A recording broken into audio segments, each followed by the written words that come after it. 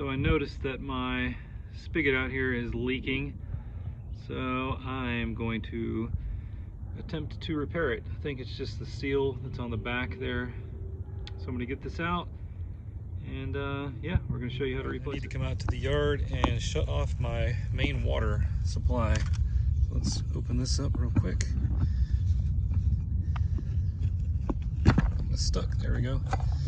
And you see right there, it's kind of covered with leaves. There's a little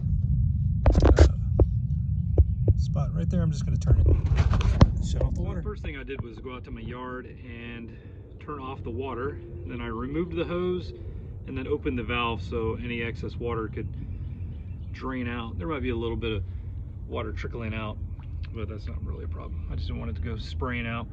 So what I'm going to do now is I'm going to get a wrench and hold this still and then turn this threaded, or not threaded piece, but that right here, so I can remove this. I'm holding that still with the wrench, and then I loosened that nut piece right there. I don't know if you can see it. It's going to be hard for me to hold this wrench on here while I hold that. I guess I don't really do it anymore because it's loose.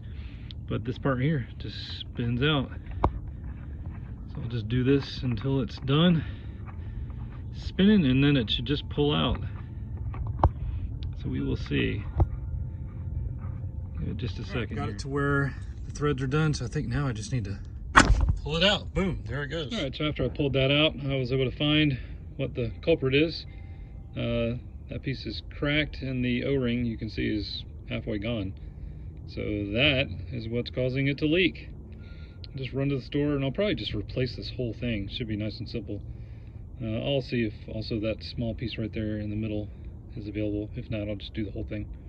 Anyway, I'll go do that, and we'll come back and reinstall. I took the valve out, and it turns out I cannot replace it, so looks like I need to do the entire thing. So this kind of sucks.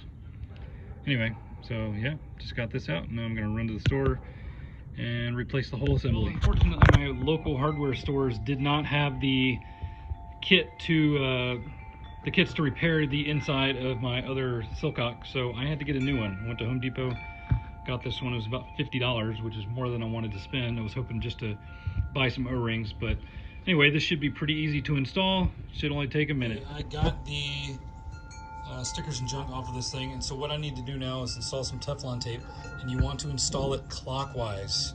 That way it doesn't come undone when you thread it onto the piece on the inside of the wall. So I'm going to do that, and then I'll be ready to install. Teflon tape installed, so now it's time to just screw this back in to its place. Let's go in there until we feel it. There we go. Now hopefully we feel it bite. There it goes. So I'll just tighten this up. Sorry for the bad view there.